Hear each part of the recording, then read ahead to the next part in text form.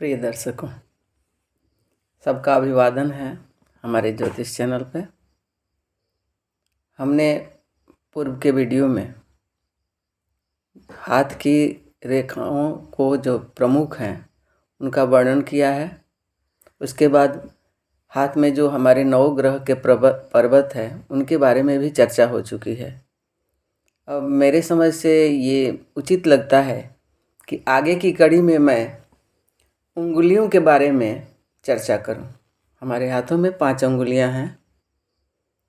सबसे ज़्यादा अंगूठा का इस हाथ में कार्य है। लगभग आधे कार्य अंगूठे से होता है।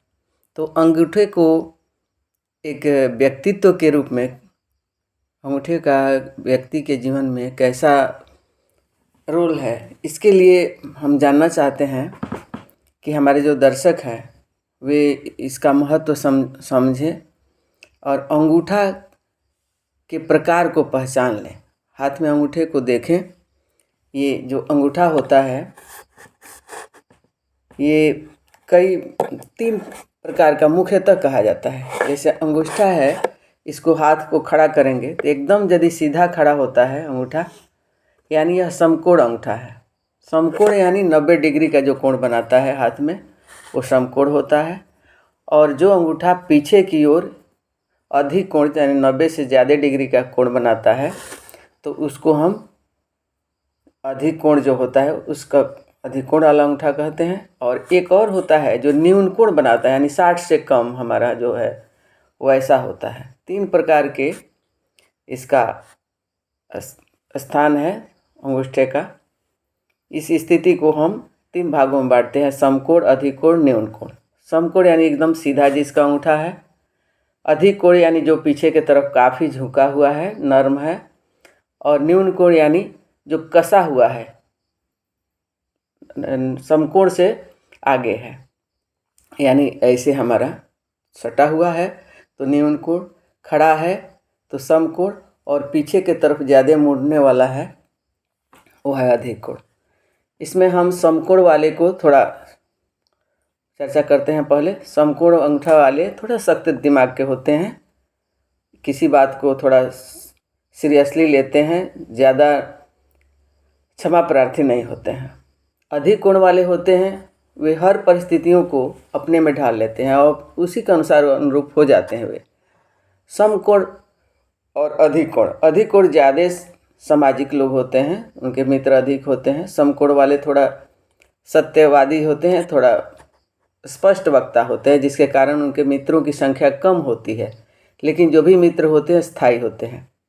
और ये न्यून कोण वाले जो हैं वे थोड़ा गुप्त स्वभाव के होते हैं, सब बातें खुलकर नहीं बोलते, उनके रहस्यमय जीवन होते हैं। तो ये 3 प्रकार का अंगूठा ये मस्तिष्क का पूरा संचालन करता है। मस्तिष्क कैसा है किस व्यक्ति का, अंगूठा देखकर आप आराम से जान सकते हैं।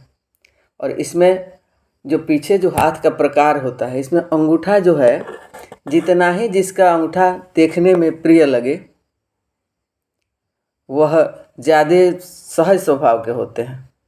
अंगूठा का जो 3 भाग में अंगूठा बटा हुआ है, ये हथेली से लगा हुआ है जो यहाँ तक है, ये पहला पर्व है इसका।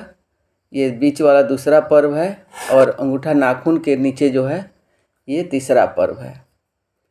ये क्रम से होने चाहिए, सबसे बड़ा ये होता है, उससे बड़ा ये, और ऊपर वाला उससे छोटा। इच्छा शक्ति, तर्क शक्ति और ये जो मूल है हमारा, ये भौतिक जीवन इसी पर निर्भर है। अंगूठे का जो शुक्र पर्वत का क्षेत्र है, ये प्रथम अंगूठे का पर्व है। इससे हमारा जीवन भौतिक सुखों में कितना संलग्न रहेगा, हम कितने सुखों को ऐश्वर्य रूप में प्राप्त करेंगे, इसकी जो भी स्थिति है इस पर निर्भर करती है। यह पर्वत ज़्यादा उठा हुआ है तो उतना अच्छा नहीं होता, हम ज़्यादा भोगी हो जाते हैं। एक सामान्य रूप होना चाहिए ये जो अंगूठा का जड़ है। उसके बाद ये हमारा है, ये तर्क शक्ति है बीच वाला, इसका भी सामान्य होना चाहिए। कोई भी ज़्यादा हो गया तो हम ज़्यादा तर्क को महत्व देते हैं। हमारी महत्वाकांक्षाएँ हैं अंगूठे के नीचे है। ये हमारी कितनी इच्छाएं हैं, हमारे अपेक्षाएं समाज से, अपने से कैसे है, चाहे हमारे अपने इष्ट से भी कितनी इच्छाएं हैं, ये निर्भर करती है। उसके बाद हमारे 4 उंगलियां आती हैं। चारों उंगलियों में एक विशेषता देखनी चाहिए कि जो बीच की मध्यमा उंगली है, इसके तरफ सभी उंगलियों का झुकाव होना चाहिए। माने ऐसा देखने में लगे कि सारी उंगलियां, ये जो है तर्जनी, यह भी झुकी रहनी चाहिए मध्यमा की ओर। अनामिका है उसका भी झुकाव, कनिष्ठा है उसका भी झुकाव, यानी मध्यमा के तरफ ये तीनों उंगलियों का झुकाव होना चाहिए। ये शुभ लक्षण है। उसके बाद हमें हाथ को पलटकर ऐसे देख लेना चाहिए कि ये जितना ही ये दबा हुआ रहेगा और अगला भाग ऊपर की ओर रहेगा, तो यानी तीक्ष्ण बुद्धि होती है, प्रत्युत्पन्न मतित्व होता है।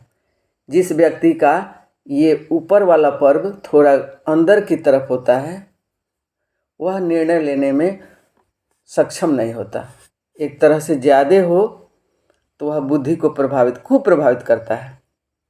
तो हमारी जो अंगुलियां हैं, इसके प्रकार हम देखते हैं, जितना ही यह कोमल हो, देखने में सुंदर हो, गदेदार हो, तो ये हमारे हाथों के शुभ लक्षण है। उंगलियों पर निर्भर है हमारा व्यक्तित्व।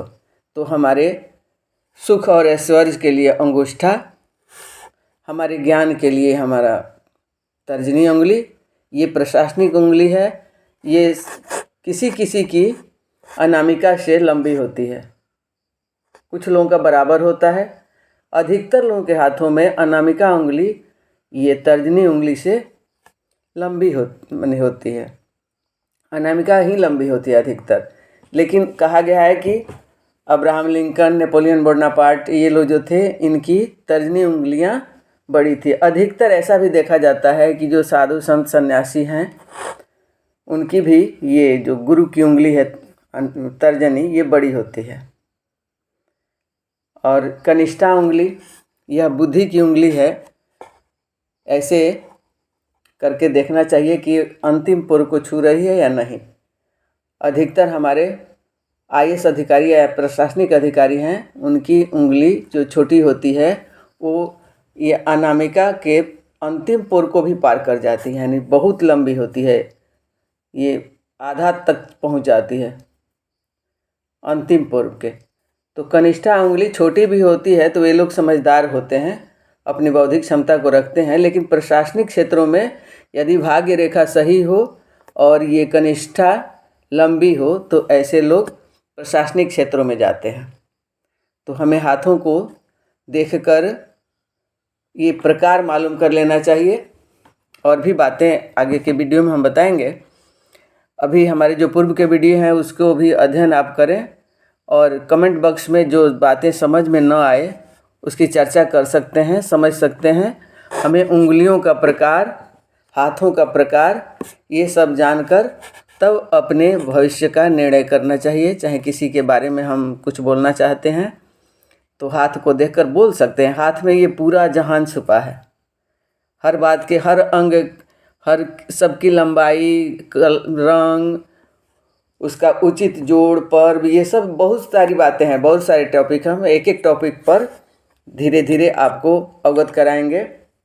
अभी हम हाथ के प्रकार, उंगलियों की आकृति, लंबाई, झुकाव और अंगूठा की चर्चा किए।